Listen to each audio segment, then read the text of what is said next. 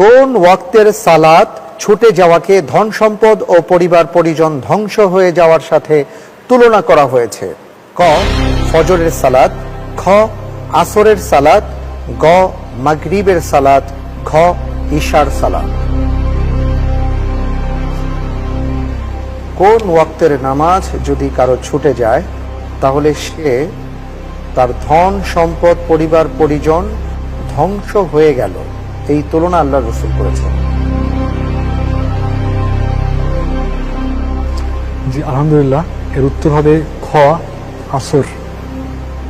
আসরের সালাত। জি আপনি লাইফ লাইন নিচ্ছেন না? জি লক করে দেব। জি খ আসরের সালাত।